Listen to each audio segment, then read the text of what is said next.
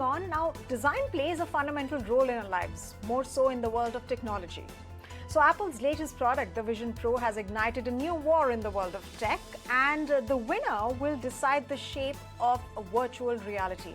So Meta's chief, Mark Zuckerberg, has criticized Vision Pro as not only expensive, but also for its use cases. Zuckerberg contends that Apple's Vision Pro alienates people, while Meta's philosophy hinges on connecting people, giving them tools to interact with each other in different ways. But how will these visions define the future of tech? I'm now joined by Harmeet Singh Walia, who's a senior analyst, Counterpoint Research. Harmeet, thank you very much for joining us here on Rush or on ET Now this evening. Thank you for having me, Sumita.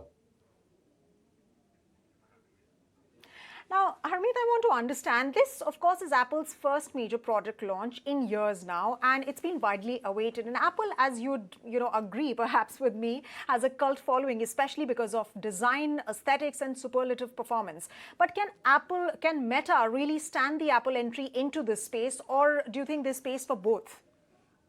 I definitely think there's space for both. I don't think it's a zero-sum game. Apple and Meta are operating in completely different quadrants.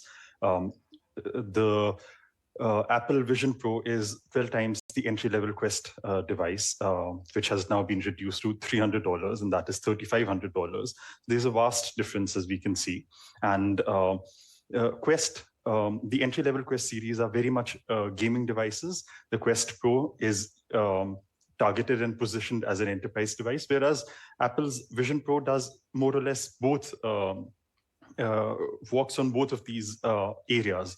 So they are not necessarily easily comparable. And if anything, Apple's entry into the segment will most certainly, I believe, benefit Meta because of the interest that it has already generated, the fact that we are talking about it, and there's a lot more conversation, not just about Apple's entry, but also the current market leader, which is Quest, Meta Quest.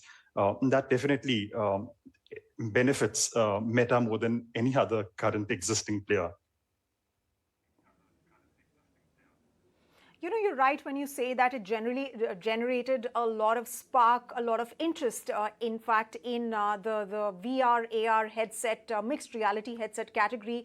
And of course, Apple has traditionally been a products company, while Meta has more been a social media company that's also, now getting into videos. But, talking about these two headsets, have you spoken to people who've tried both the Apple and Meta headsets? So price aside, how do the two stack up in terms of performance or aesthetics or just the overall experience? So what Apple has produced is described as a marvel, as one of the most interesting consumer electronics devices ever created. The specifications that it features are vastly superior to anything that is seen in the market at the moment. Quest 3, which has not been tried by anyone I know. I'm not sure if it is available for trial. I think it's only been announced without a complete list of specifications and features. That, on the other hand, is an iterative, is just a step above the previous Quest device. So they are completely vastly different. Quest 3 is a good device for its price category, whereas Apple is pushing the boundary of the technology as it exists today. Right, and I think what's particularly exciting for me, especially seeing the recent developments, is that Meta has been a social media company and Apple has completely been a products-driven company, and both of them actually breaching each other's territory is going to be sort of an exciting battle to watch, if at all it comes to that.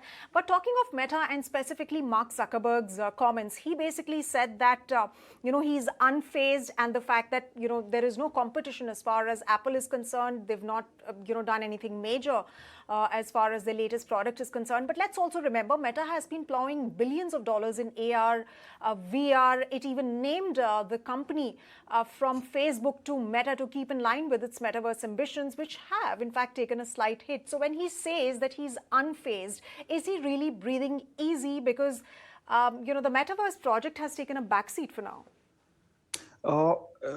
It's difficult to say that he's unfazed, based on the fact that days before Apple's launch, Mark Zuckerberg announced the Quest 3, which would normally have happened during Meta Connect. So it's been done almost in a rushed manner. And so it's difficult to think that he's unfazed. He is a great spokesperson for his philosophy and his company's vision.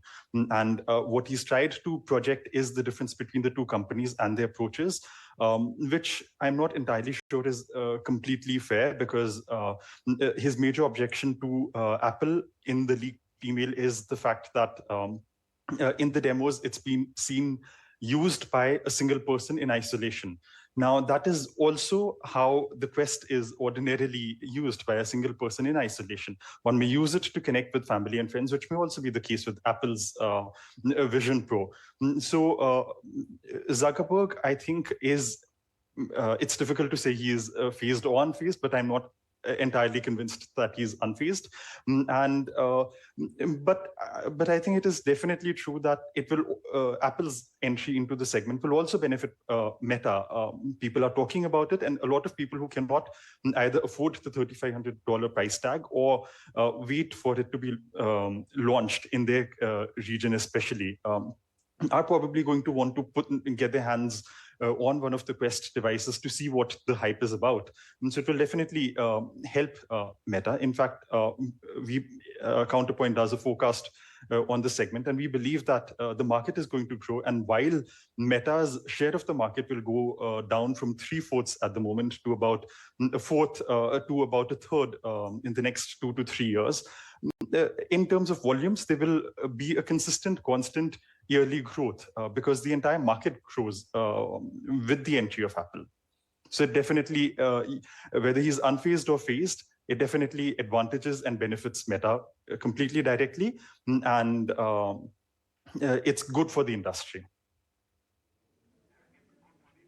It's good for the industry, and of course, all eyes are now on this very segment which Apple has entered. Apple, remember, has a lot of fan following. Whatever Apple does is really, really followed by fans, not just in India but across the world. So we'll have to wait and watch for that competition to sort of heat up. This is still early days, and on that note, Harmeet, thank you very much for joining us here on ET Now this evening. Thank you for having me. Meanwhile, moving